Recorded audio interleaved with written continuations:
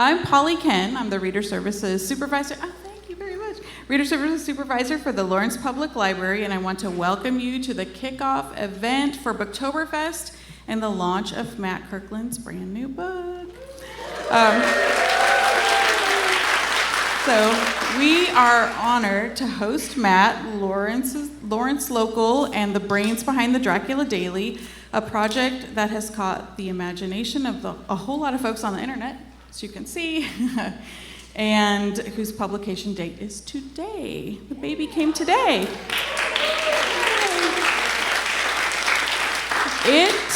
It was watching Matt talk passionately and thoughtfully about Dracula and the project last year that sparked the idea to choose it as our community read this year. So if you like it, I'll be greatly pleased. And if you don't, I'll just route those complaints to Matt's email. It's okay, right, Matt? This is the beginning of smart, fun programming to celebrate books and reading, and we hope to see you at many more events in the coming weeks. I want to make a special thank you to our host, the Lawrence Arts Center, and to the sponsors who make Booktoberfest possible, the Lawrence Public Library Friends and Foundation, KU Libraries, and the Raven Bookstore.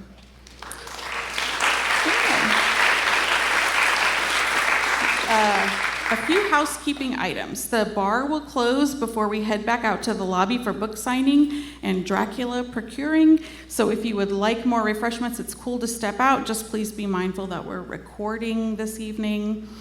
We would very, very much appreciate it if folks would honor the one book rule, and please don't ask us for an extra for a friend or family member who couldn't be here tonight. We hate having to say no, and to paraphrase Matthew McConaughey, it'd be a lot cooler if you didn't. And remember, our Libby app offers unlimited access to the ebook and digital audio, which is particularly good, as a matter of fact.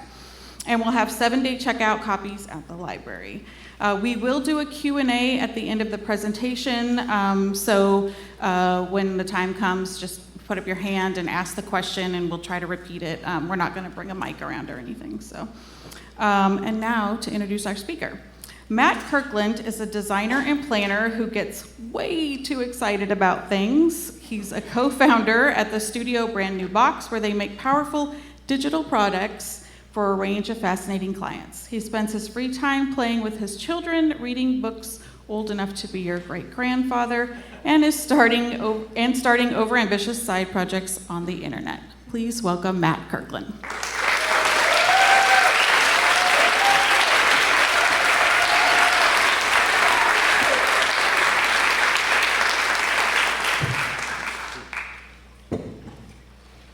Hello. How's it going? Hi. My name's Matt. Thanks, Polly, so much for that introduction. That's me. I like to just do a little station identification. I made this thing called Dracula Daily, and that font's kind of hard to read, so we're going to switch to this. So tonight, I want to talk about what I did, what the internet did in response, and then give you a secret recipe for success on the internet. Does that sound good? Sound okay? It's really good, because that's what all the rest of these slides are. Okay, so some background for this project. I have this bad habit of making silly side projects for the internet. I have a real job. It's a rewarding job, very interesting. But at night and on the weekends, I like to make stupid crap and put it on the internet. So I'll walk you through a couple examples as kind of a little flavor. So about 10 years ago, I got interested in reading this guy, Samuel Johnson. I was an art major, so like books, literature, history, I don't know anything about it. But I liked this guy's writing. He wrote in the 1700s, a little dense, and he was like a newspaper columnist. But today, when you read Samuel Johnson, you have to like check out a book from the library that's like his collected essays, and it's this big. And you read through that for a while, and it's kind of a struggle. So I thought this would be better if I could just get one a week in the same way his original readers read his stuff.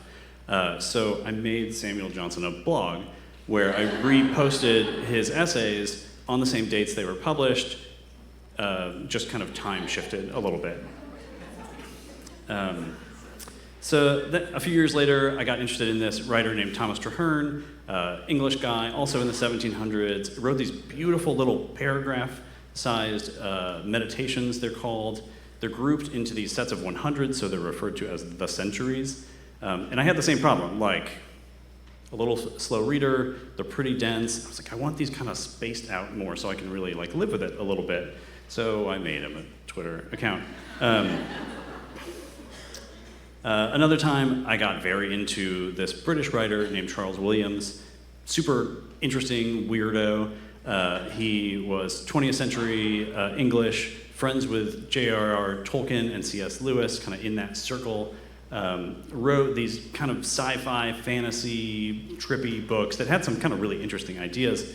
But if you wanted to buy a book of his and give it to someone and say, hey, here's a cool book with some interesting ideas, you had to hand them something like this, which there's like something legitimately cool about these illustrations, but it's hard to take seriously. Like I have these and like I've gotten my seat on an airplane and cracked this open and thought, ooh, like people are gonna really judge me for these. So I worked with the literary estate and we published like nice hardback editions so you could have these kind of like collectors, respectable copies. Another time, I got interested in cuneiform tablets because I love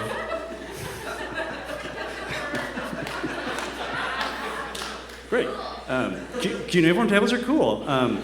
I really love reading and the magic of somebody has an idea or a thought and it can like time travel across space and millennia into my brain is like really special to me. So I was like, I want to read the oldest book. Like, what's the oldest thing I can read? So I got a book of translated cuneiform tablets, and I mean, I didn't like learn Akkadian or something, but it turns out they're really boring. Like, cuneiform tablets are receipts, little letters. They're like fundamentally not interesting, and I just thought, okay, good try. But this is like someone's stupid Twitter archive just got like, or Twitter account just got archived on accident, and then fast forward through the centuries. And then I thought that would be funny. So I made a service where you can send me your dumb tweet, and I will literally carve it into clay in cuneiform and send it to you in the mail. Okay, so I do these side projects. There is kind of a running theme where like I get a little obsessed with something that's maybe a little old, and I live in this century, and the way that I think about sharing something or telling somebody that something is cool is like bringing it to the internet in some way. So it's like a habit I have here. Okay, but you came here to talk about Dracula, right? So we'll talk about sort of how this thing happened. So in 2020, I spent a lot of time at home, no particular reason. I had a lot of time on my hands, and like a lot of people, like freaked out in the spring. And in the summer, I felt like I got pretty smart because I realized I have a lot more reading time here. So I got to do a lot more reading. And I was kind of just reading through my bookshelves at home, just kind of like desperate for like, what do I have that I can read here? But I would like to bookmark and say what an incredible job Lawrence Public Library did during that pandemic window of increasing our digital lending. They had express book drops. I mean, they really like gave us ways to like do incredible.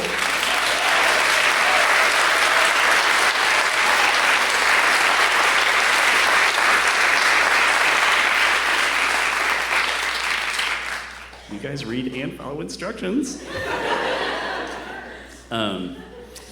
Okay, so I reached to my shelves and I came across this copy of Dracula, which I literally have no memory of acquiring. Clearly, I paid less than 50 cents for it. It's a crummy little paperback, but just started reading through it. And I have read it before in high school or college. I lived through the movie Bram Stoker days, but just reading it kind of fresh. Like I thought, this book's pretty good. I was pretty into it. And then kind of the real turn came through my daughter Trudy. So Trudy is a voracious consumer of stories. She always has an audiobook going. She always has narrative podcasts. If you want to talk to her, you have to get the AirPods out of her ears so that we can talk. But that desire for stories extends to even what I'm reading. So she will ask me to kind of recap what I'm reading as I'm reading it, no matter how not age appropriate that is. But so she will just interrupt me and say, oh yeah, what's happening in Station 11? Oh, what's happening in the Moonstone? So this summer I was getting, hey, what's happening in Dracula? And as we talked through it, I recapped the story, which here's a super pro tip. If you ever want to up your reading comprehension game, read every book like you're about to get a pop quiz from a 10-year-old. It feels like it's focusing. So Trudy would ask, Dad, what's happening in Dracula? And as we just talked through it, we realized the kind of structure. So just telling her about the structure of the book itself. So Dracula is epistolary, which is a word I learned that year. And that means that everything in it is made of letters or diary entries or telegrams, newspaper clippings, even receipts, which is a hallmark, or a little callback to my cuneiform days. But what's fun is that all of that has a date. The whole story happens from May through November. And Trudy and I realized we were pretty close to syncing up with the timeline of the book as we went. In the summer, there's events happening in the summer, and we thought, if we slowed down, we could read what happens to those characters on those days. You have to do a little bit of getting out your sticky notes and bookmarks. It's not told strictly chronologically, so there's a little back and forth. You would need something ridiculous, like a calendar that tells you, when to read Dracula on what day. You would need a lot of Post-it notes. You would need to really kind of work through this. And we thought, that's a hassle. What if there was someone could just email me what I was supposed to read that day? And then once I had that idea, I thought, okay, I have to do it. It can't be that hard. Let's do it. So I work with computers. I'm not a programmer, but I work with a lot of very smart programmers. Thought, this is a job for computers right here. Someone should schedule this thing, and this could just happen automatically. My little side pitch, I work with a company called Brand New Box. We're all very smart and friendly. You should call us. But we don't even need new technology for this. There is lots of email newsletter technology out there. So one weekend, I put the whole thing together. I sketched out the stupidest little vampire coming out of an envelope, which I kind of like, but probably should have spent more time on. And I set up a Substack. So that's an email format where you get emails from them. You can subscribe. It's email newsletter. Straightforward. This is what it looks like when you sign up. And then every day when there's something happening in Dracula, you get an email that looks like this. The little vampire pops up in your inbox. We get a date. I write a little jokey subject line that I spent probably both too much time and not enough time trying to make funny. And then just whatever part of Dracula is happening that day to those characters in that day. So I set that all up in about a weekend, and in 2021, 1,500 people signed up, which was awesome. That's a lot of people coming to your book club. It was very fun, some fun discussions via email, and so that was great, and that was done. It was over. It was a very fun May through November of 2021.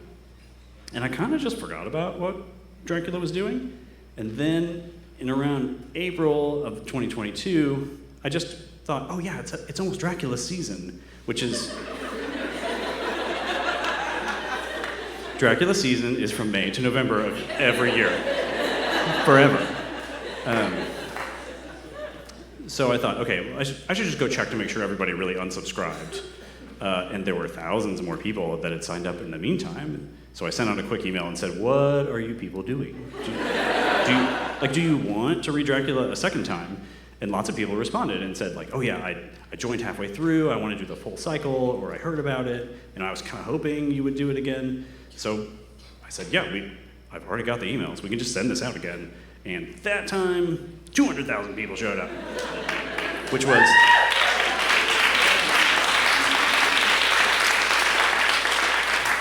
it was awesome. It was crazy. Like, and I want to say for the record, I did like almost zero work for this. Like people shared it. People were excited to read it. People had a taste from the previous year, and people thought this would be fun to read together, which is why I'm so excited that this is the Booktoberfest book. Like Dracula is fun to read together, and now like all of Lawrence has like the mandate to go do this. It got a bunch of press, which was very weird. Like I'm a shy Midwesterner, but like was getting tech press that they were writing about it, and like culture stuff, and I did an interview on NPR, which was the scariest thing I've ever done. There was a New York Times one, and fellow Lawrencian Sean Brackbill shot this incredible photo of me and a skeleton. It's a very like weird experience, but so fun to see people coming together for this. Because the core of the idea is not like, oh yeah, you could email Dracula. Like it's not fundamentally that interesting. What's interesting is that there's a lot of people reading Dracula. And so I want to talk about some of the like ways this reading happens. Because the magic happened in the weird sort of accidents of format. A lot of people are reading Dracula slowly. We're spreading this book out over 6 months if you're reading it kind of by the calendar. And that's a relatively slow way to read a book, right? It made me think about every other book I've read as like binge watching it, where it's like, oh, you dropped the whole season on me in one copy? Like, yeah, I'm gonna go through it. And this turned into kind of dribbled out, scheduled, like water cooler moments where people had just a little snippet of new content to talk about. Because some days you get just a paragraph in the email. Sometimes you might get a whole chapter. Some days you just don't get an email because nothing's happening in Dracula that day. In fact, there are weeks at a time when nothing happens in Dracula, and people email me and say, "Is this thing on?" Which is cool. That's part of the journey. And I think having that interrupted, slow, spaced out like cadence of the emails just gives us a new way to think about the book. You like feel a little more suspense of like what's going to happen to characters. Someone writes a letter and the other person doesn't know the contents of that letter yet because the letter has to get to them. It's a fun way to kind of live through this. I think another way that it's interesting is that people are reading it together. That this was a social thing. While every email goes out individually, it lands in one person's inbox. People shared this on social media. It really took off on Twitter and Tumblr, but it was more than that. People told me that they had like group chats with their family, and every day they talk about what happened to Jonathan Harker that day, which is weird, but cool. And the social media stuff is where it really blew up. So Tumblr was kind of like ground zero for this. If you're not familiar with Tumblr as a platform, it is pretty freeform, but people gravitate there to talk about like fandoms. And Dracula, a 125-year-old book, became like a new fandom people could be fans of, which was weird, but awesome. And so people would comment, they would post, they would make artwork.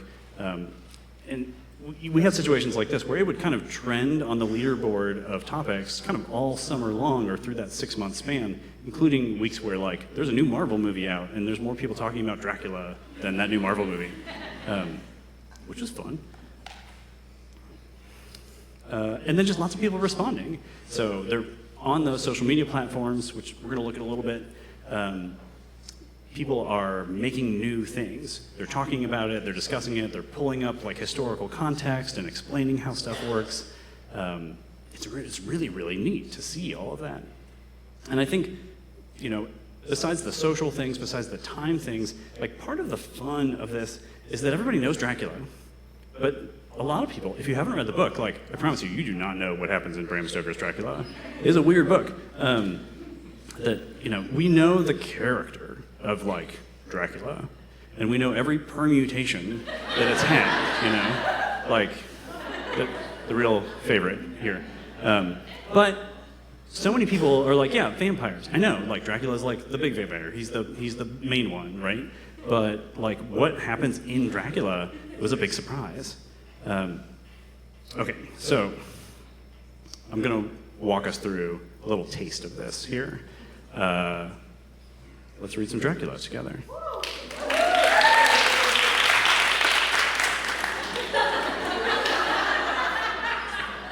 We're gonna talk about the events of a book.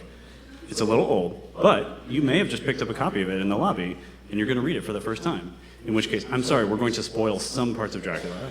I promise not all of them. Okay, so the very first email you get is on May 3rd. And our topic is, meet Jonathan Harker. He's on a fun road trip for work as he collects some new recipes. So instead of having me read passages of Dracula, we're gonna have actor and podcast audiobook narrator Gildart Jackson read for us here, and that'll give me a chance to have a drink of water.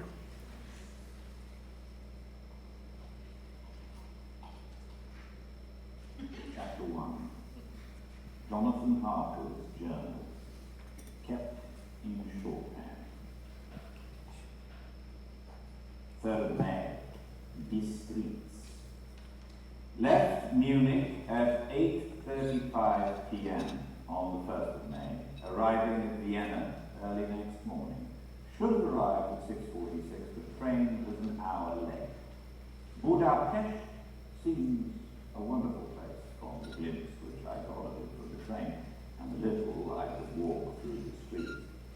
I failed to go very far from the station, as we had arrived late and would start as near the correct time as possible. The impression I had was that we were leaving the west and entering the east. The most western of splendid bridges over the Danube, which is here of noble width and depth, took us among the traditions of Turkish rule. We had a pretty good time and came after nightfall to Klausenberg.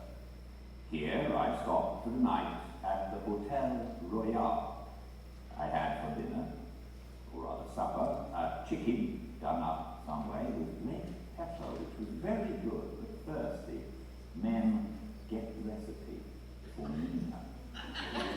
I asked the waiter, and he said it was called paprika Händel, and that as it was a national dish, I should be able to get it anywhere along Carpathians. I found my smattering of German very useful here. Indeed, I don't know how I should be able to get on without it. So that's the beginning of Dracula, which does not feel like a horror book. It feels like one of those recipes that you have to scroll way too far to like get to the food part. But so right away, like the internet latched on to this paprika thing.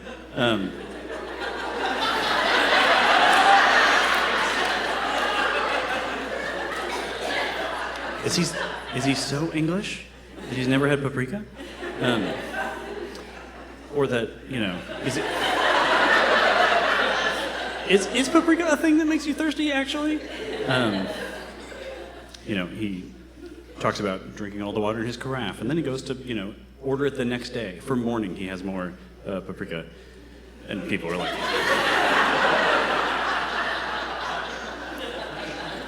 But by the end of like day one, people are emailing me directly and saying, does this thing have vampires?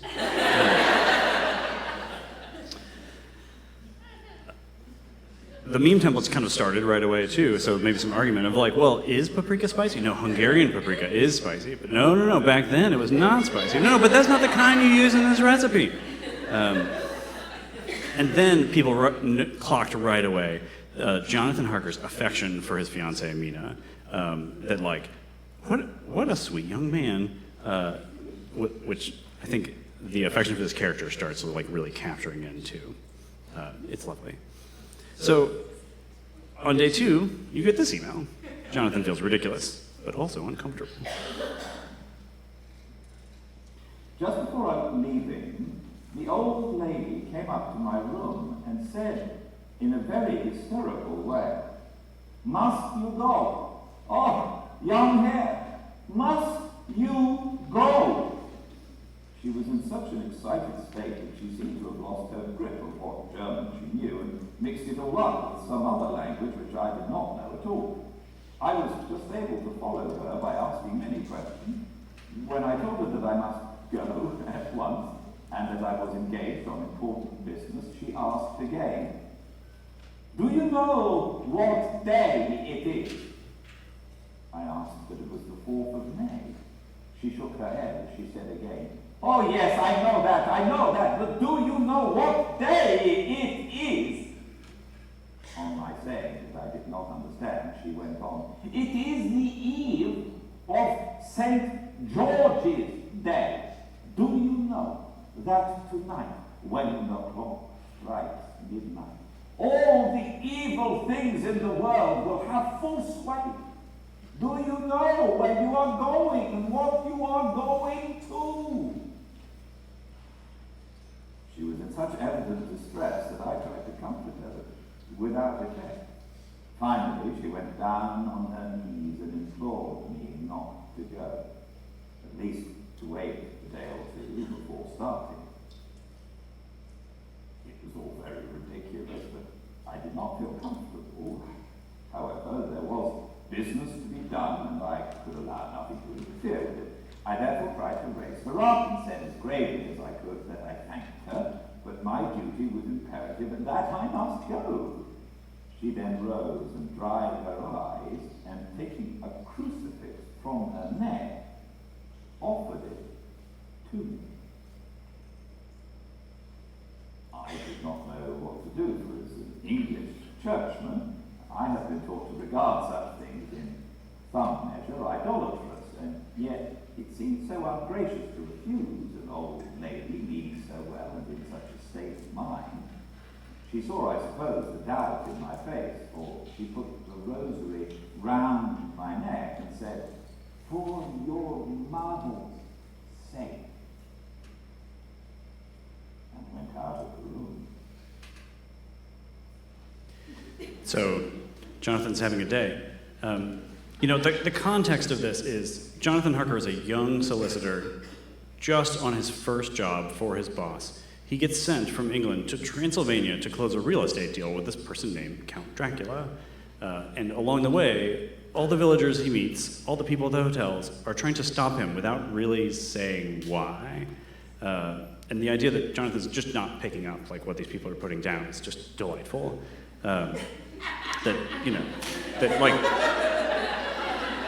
Maybe you're too Anglican for the crucifix, but this is not the thing you should be worried about at this stage, Jonathan. Maybe you should be listening to these peasants a little more, right? At one point, he literally says, "These people are so suspicious. I can't wait to get to Castle Dracula and ask this guy what the deal is. Maybe my friend could explain this." And that's when we really start to get this idea that Jonathan Harker means well, but is kind of a dope. It's also, there was some discussion that Keanu Reeves gets a little, flack for not being an actor with great range, but maybe was perfectly cast for this role. This is exactly how Jonathan is. Okay. The next email, May 5th. I promise you we won't read all the emails. It's a busy day for Jonathan. The great door swung. Within stood a tall, old man, clean-shaven, save for a long white moustache, and clad in black from head to foot, without a single speck of colour happening anywhere. He held in his hand an antique silver lamp in which the flame burned without chimney or globe of any kind, throwing long quivering shadows as it flickered in the draught of the open door. The old man motioned me with his right hand with a courtly gesture, saying in excellent English but with a strange intonation, "Welcome to my house, of your own will. He made no motion of stepping to meet me, stood like a statue as though his gesture of welcome had fixed him into stone. The instant, however, that I had stepped over the threshold, he moved impulsively forward and, holding out his hand, grasped mine with a strength which made me wince, an effect which was not lessened by the fact that it seemed as cold as ice, more like the hand of the dead than a living man. Again he said, "Welcome to my house. Come freely, go safely, and leave something of the happiness you bring." It's very exciting to meet Dracula. Yeah, this greeting is great. My favorite part is something that really struck me the first time, which was Dracula has a long white mustache. Like they've been leaving that out of the movies. Jonathan again is just winging it here, and several people also pointed out, and I thought very insightfully, he's a young person just out of his educational training on his first job. What would you do? You got sent on like a work trip and it was spooky. You're not gonna call your boss and be like, "The vibes were off. Sorry, man." Like you're gonna go. Like, sorry, man. Certainly people, we love this phrase. "Welcome to my house. Enter freely and of your own will." Like, I'm making doormats. And in fact, people made some other things, Like, this is actually kind of sweet, right?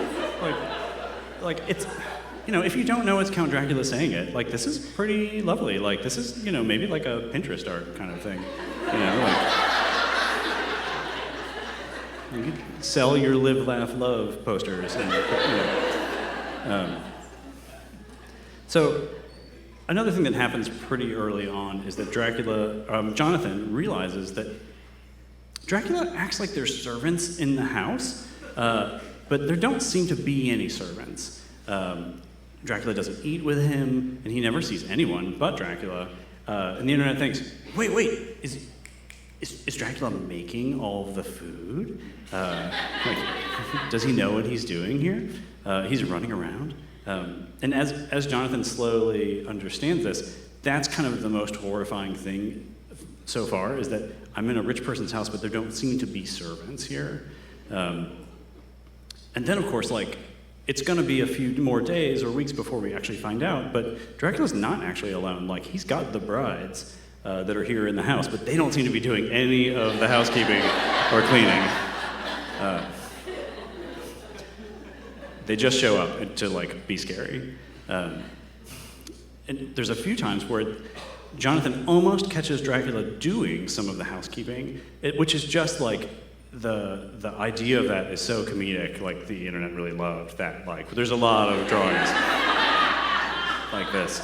And there's one point which feels right out of a sitcom, where Jonathan thinks he sees Dracula tidying up something, and then runs to the library, grabs a book, throws it open, and pretends to read. And Jonathan knows that he's pretending to be reading. And he mentions real briefly, he picked up a Bradshaw's guide, which to me means nothing. But the internet helpfully pointed out it is a book of train tables. This is the equivalent to holding the phone book upside down and being like, "Oh, we're just over here reading." Just this kind of historical context from real scholars, people with real knowledge, got brought to this in a way that super unpredictable and just made it so much more fun. But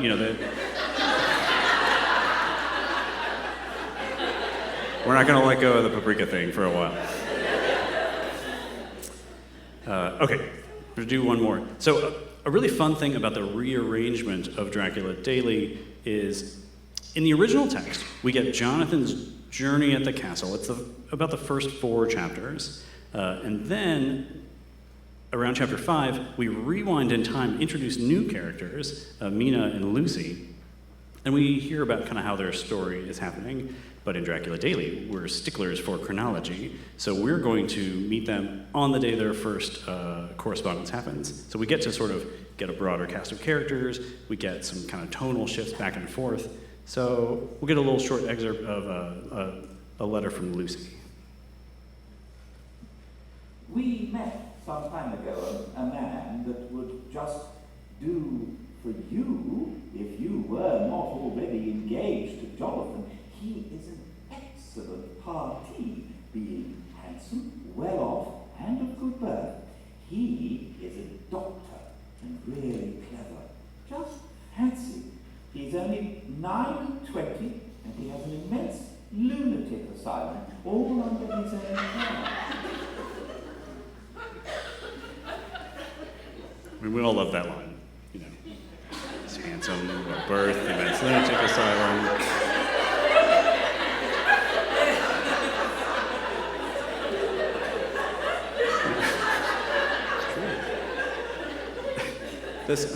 This letter is from Lucy, who's writing to Mina, talking about Jonathan, and just, the idea that,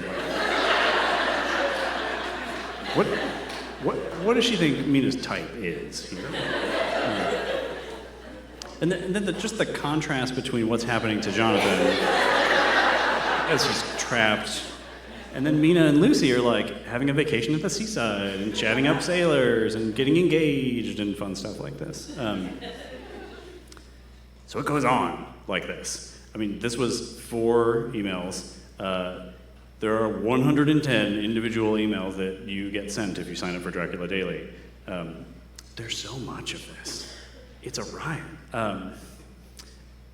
And there's so many things that happen in Dracula that are unexpected.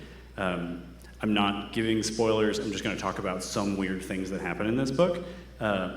Early on, Jonathan looks out the window and sees Dracula scurrying down the wall of the castle like a lizard. We later learned that Dracula can turn into a bat and fly, so he's clearly just doing this to mess with Jonathan. But Jonathan writes about this being like, he crawled down the wall in his lizard fashion again. So we can all visualize that.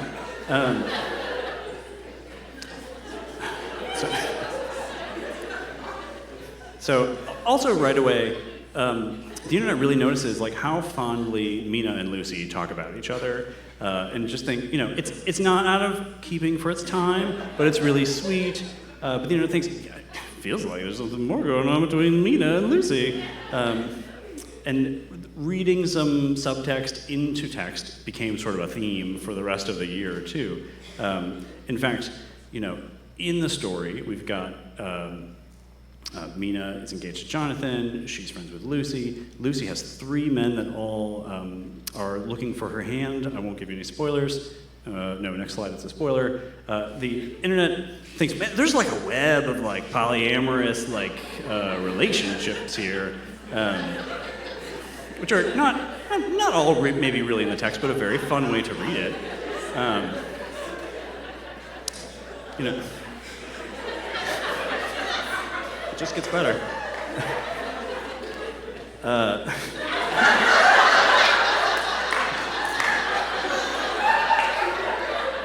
There is a very American cowboy that shows up. Does not seem to belong to this book and wandered in from the cheesiest Western you can imagine. And then, of course, everyone loves the cowboy.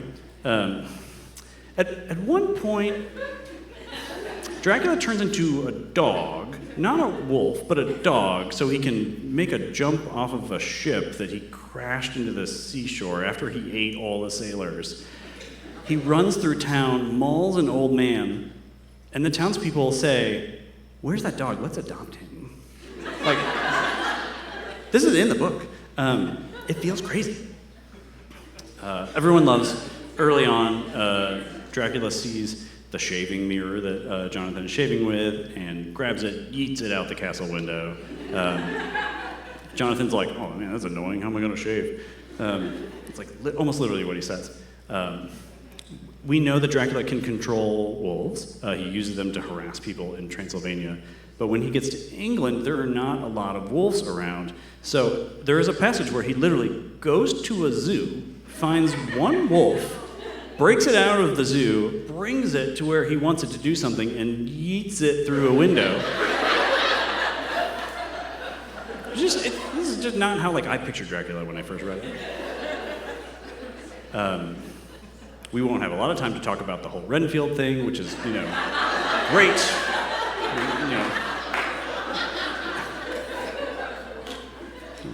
We all read this book. We really could like rewrite it. There's a point at which Jonathan, poor sweet, traumatized Jonathan, turns into a badass with a big knife, pokes at Dracula, and Dracula drops a bunch of coins, like when Sonic hits an enemy and drops all of his rings. There's a point where Dr. Van Helsing is trying to convince everybody that there is a real vampire and you should maybe consider something supernatural. And he goes on a long spiel about how, like, look, you don't know that much. Science, it has all these mysteries about it. Just think about this thing, and think about how parrots never die. I mean, there's lots of stuff we don't understand.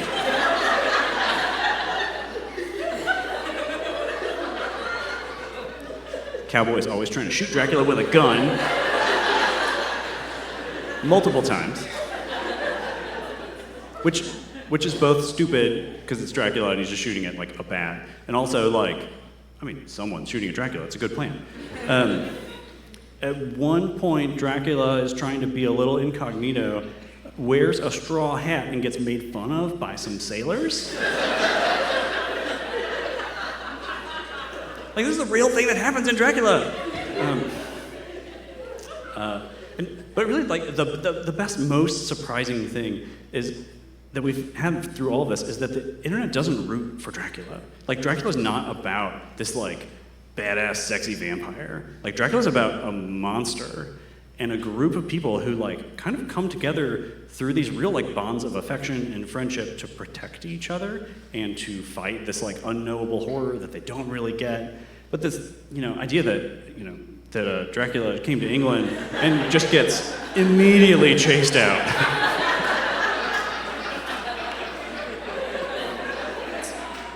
It's great.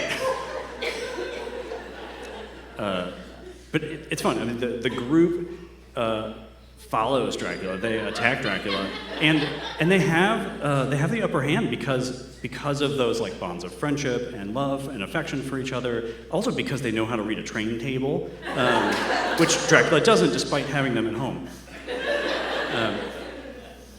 It's a great weird book, and it's full of weird stuff. And I hope if you're gonna read it for the first time this fall, you enjoy all these little bits. Okay, so we could like show goofy memes all day long. Now I want to show you some art people made. So in addition to just the jokes and stuff like this, like people made beautiful, like interesting, like art, like fan art. Sweet Jonathan Harker just bouncing through the forest in Transylvania. Like, I love it. Mina always gets kind of drawn as like exactly who she is. She's sharp, she's smart. She's the one who's like putting things together in this story.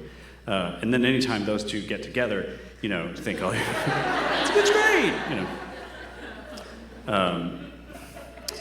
The artwork helped me see Lucy in a different way. So Lucy's this character, and sometimes in the movies, she gets portrayed as this kind of like vicious, wanton, person who gets attacked by Dracula, but like maybe wanted to be a vampire.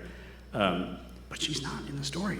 Like, in the story, she's a young woman who does not know what's happening to her, never gets an explanation, just is attacked by vampires. It's like really compelling, and just beautiful stuff people did. It's weird how when the internet decides to start making art about something, the visuals start to converge. Like, even though they're not matching a description that's in the text or the movie or whatever, you start to get these like kind of characters that live by themselves. And one character that's pretty consistent is Dr. Van Helsing is a fox. I don't know why. People love Mr. Swales, the sailor. So lots of studies and versions of him that I think are super great. People love this transition of Jonathan Harker that, at the beginning, happy-go-lucky, he's collecting recipes for Mina, and by the end, he is haggard, and he has a big knife, and his hair is turned white, and he has said on paper he will go to hell with Mina if that's what it takes. It's awesome. There's lots of sweet, like artwork about Mina and Jonathan's wedding. I'm giving you more spoilers, I'm sorry. Really lovely stuff. This was the year when all the like AI image generation stuff like really started coming out. So people were using these tools to make interesting stuff, but you know, a lot of it's hand done. I love this Jonathan in his shaving mirror here. Such a great image. Several people did stained glass themed stuff, which I love. Like, it's just legitimately very cool. One of my favorites is this one from the scene with the ship where the sailors are trying to just get to shore alive. And what's amazing is there's very few of Dracula, unless there's ones where he, you know, looks like a dork in, you know, his apron or something.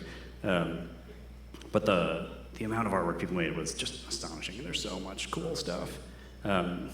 This isn't artwork, but I just like am gonna treasure this forever.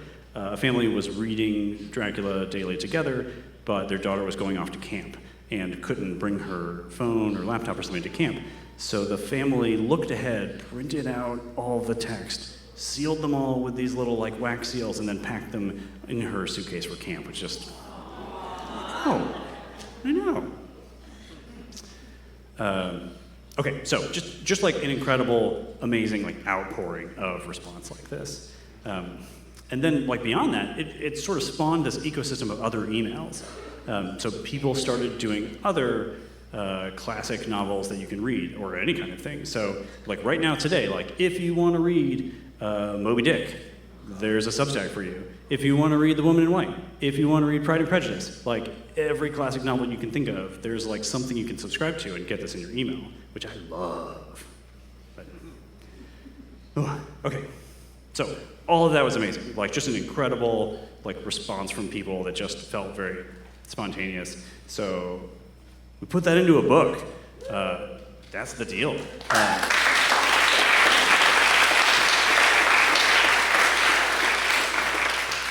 So Dracula Daily in the print edition, it's all of Dracula. It's rearranged chronologically so you can read it, you know, as the characters experience it. And there's commentary by the internet. It looks like this. I'm super excited. It blows my mind that you guys are here. You get these running notes down the sidebars. Okay, here's my secret recipe for success on the internet. Get excited about something. It helps if it's something a little weird. Make something dumb and put it on the internet. Like, that's it. Like, I hope I've made it clear how much, like, what happened with Dracula Daily is a thing that happened, not like a thing that I did. But it's amazing, and I feel like the book is a celebration of that thing that happened and the people that participated in it. But yeah, I love it. That's not a really satisfying recipe, so I'm gonna leave you with this also.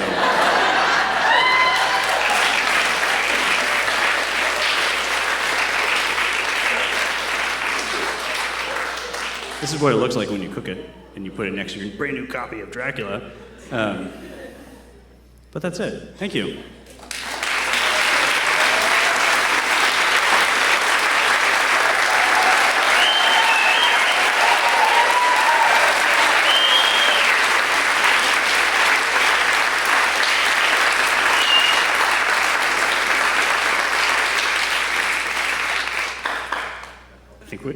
I think we have time for questions. But I definitely can't see you. Oh. Incredible. Does anybody have a question, or we can talk later? Yes. Hi. I was just curious if you had thoughts on monoculture and the death of monoculture, and if you did, if you would share them. Do I have thoughts on monoculture? I'm going to interpret that as like the idea that maybe before the internet kind of splintered things, like we all were watching the same TV shows because we only had so many channels, and we all read the same newspapers. I think like this instance was kind of a slight rewind to get a taste of that again. That, you know, when there's a new TV show that drops on Netflix, like you can watch it at your own pace, maybe there's a whole season, maybe you're gonna dole it out, but you kind of don't even know how to talk about it with somebody without saying, hey, what episode are you on? Okay, how much do I know about this? Okay, like, but in this situation, we like rewound back to this like, hey, there's only one episode today and we all got it at the same time. I think that's that led to a lot of the like fun here. But, yeah. Anybody else? I see a hand back there. What are your thoughts on regarding Dracula, and did you have any communication with their team? Yes, Regarding Dracula is an audio drama podcast that does the same thing, but in audio form. They reached out right away at the beginning and said, we're thinking about doing this, what do you think? And I said, like, I didn't write Dracula, you do whatever you want. But it's basically, they've done the same chopping things up, but you get the things. It's incredible. Like, if you like audio drama, if you want to listen to it, it's great. The quality is just off the charts. Yeah, I love it. Yeah. Yes? Hello. Can you tell us about the gentleman who was doing the readings? He had a wonderful voice. Yes. Gildart is an actor and audiobook narrator. His pandemic project was, because he wasn't leaving his house much either, to do classic novel readings on YouTube. And this was when he did Dracula as that. We did some like shared podcast stuff together, and so that's how we met. And yeah, he's amazing. Yeah. Way in the back. Were you expecting Dracula Daily to blow up as much as it did? No. Next question. No. I mean, how could you, right? Like, there's no chance, you know. Yeah. Yes. How many people signed up for the 2023 season? At the beginning of the 2023 season, there was like 260,000. So it was a little more. There's always like a fall off through the Dracula season as people get overwhelmed or behind schedule, and you're like, oh my gosh, another one. But yeah, I expected the same thing of like, well, there's no way there's going to be this many people this year, but it was even more this year. So, yeah. Yes. Is this like the most popular thing you've done? Yes, definitely by far. The Samuel Johnson essays, which seem boring, actually get a lot of traffic, but mostly because universities link to them as their like coursework. Like instead of buying the book, they link to the website. But yeah, 100%, yeah.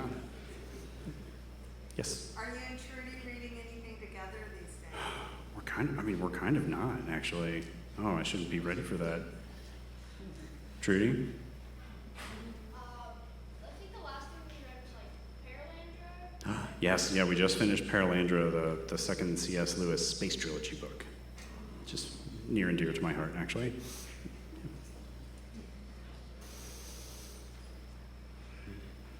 Oh, yes, hello. Why do you think Dracula resonated with so many people during that time? Or why do you think it resonated with the internet? Why do you think? I don't know. Yeah, why did Dracula resonate with so many people? I mean, my only guess is there's all the avenues for surprise in it, that we know Dracula the character, but we don't know the events. There's also some dramatic irony of, the first little bit of this is like Jonathan just like being a happy-go-lucky person going to Castle Dracula. The villagers are trying to say, hey, don't go to Castle Dracula. The readers are like, dude, there's vampires there. But like we have so much knowledge, both sort of the way Bram Stoker intended, and then with 100+ years of context for it. That's my only guess. Yeah. Yes. How did you first find out about the hoopla and the feedback that you were receiving? Were people emailing you back, or did you already have a Twitter and Tumblr and were getting lots of replies? I have like an ancient Tumblr account that I had not logged into. I was on Twitter. I was seeing people's tweets about it, but then someone emailed me and said like, hey, do you have a Tumblr account? So I like logged in just to see what was happening, and then just, my jaw hit the floor. But someone emailed me on the first day, so I would kind of got to like gawk at it the whole time. Yeah, it was awesome. Yes, something there. Do you have like a favorite bit that the internet kind of took and ran with? Like the paprika? I mean, I do love the paprika. I mean, this was my list of the favorite bits for sure. There's something about the sitcom thing of Dracula running around making the beds. I love it. I think that part's so great because it's such a difference between the dignity that we expect from Dracula, right? Yeah. I think it's my favorite. Oh, back here, yes. There's a zombie walk during Lawrencian. Will there ever be a Dracula walk? Ooh, a Dracula walk. I mean, the makeup's pretty easy. You do the long white mustache, the little sharp teeth. Yeah, seems like a good idea. Yes. How international is the audience for this? Is it mainly English-speaking countries, or has it penetrated the rest of the world? How international is this? The short answer is I don't know. Like, I don't track anything about this. Like, I don't have, software that's seeing where people are. I know from people's responses, like people have, there's a lot in the UK, there's a lot in the US, and the Anglophone world has a lot. And several people have reached out and said like, hey, I want to do this in Brazilian Portuguese, can we do this? Or I want to do this in, French or something, which just depends on if there's like a public domain translation, but I honestly have no idea. Yes? In the book, is Dracula ever young and dark haired like he is in a lot of movies? Does his hair get darker? Yeah, I mean, I feel like I'm giving more spoilers than I need to. He doesn't keep the long white mustache for the whole book. Yeah. Yes? You can just say yes or no. Does the initial sympathy for Lucy's character carry through her entire arc? Yes.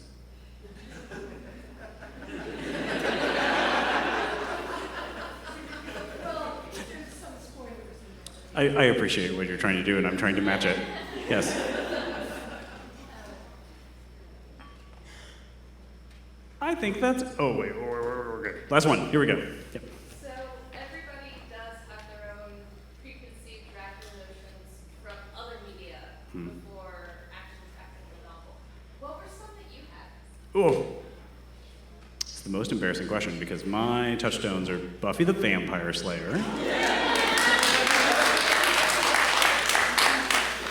And the Marvel Dracula. So those two those are my favorites. And the ones that, came early. Yeah. All right, this was amazing. Thank you. That was awesome.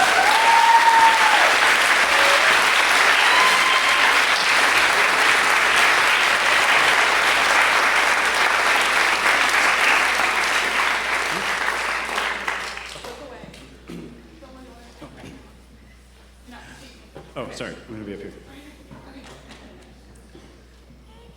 Well, let's again thank Matt Kirkland for bringing in Booktoberfest, right? And thank you to our wonderful hosts, the Lawrence Arts Center. We are lucky and grateful to have such a wonderful place in our town. Thank you very much. Matt, I want to present you with a token of our appreciation for being our kickoff speaker tonight and for being a member of our community. An LPL gold library card.